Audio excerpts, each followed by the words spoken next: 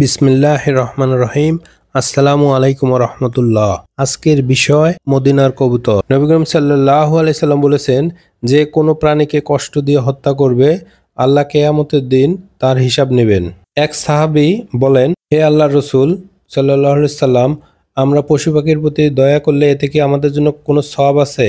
তিনি অর্থাৎ নবী করিম সাল্লাল্লাহু আলাইহি সাল্লাম বলেন, হ্যাঁ, প্রতিটি জীবন্ত প্রাণীর জন্য দয়া করলে সওয়াব আছে। তাই মদিনার কবুতরকে দানা খাওয়ানো সওয়াবের কাজ।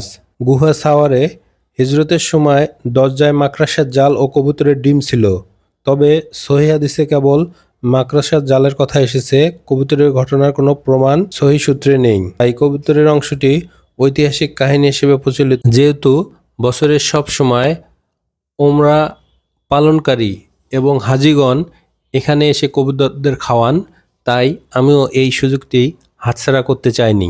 আমার সাথে এই ভিডিওতে সাহায্য করেছেন আমাদের প্রিয় বড় ভাই আজহার ভাই। ওনার বাড়ি কুড়িগ্রাম। অত্যন্ত ভালো একজন মানুষ। এই হজের সময় ৪৫টি দিন আমরা একসাথে এক রুমে কাটিয়েছি। ছবিতে যে তিনজনকে দেখতেছেন, সর্ববামে আমি, মাঝখানে আছে ডাক্তার ফারুক ভাই। উনি একজন অত্যন্ত ভালো মনের মানুষ এবং সর্বডানে আছে আমাদের প্রিয় আজহার ভাই। আপনাকে শুধু এতটুকুই বলবো যে সেদিন ভিডিওটা করেছিলেন বিদায় আজ আমি ভিডিওটি মানুষকে দেখাইতে পারছি। ধন্যবাদ আপনাকে। আল্লাহ আপনার ভালো রাখুক।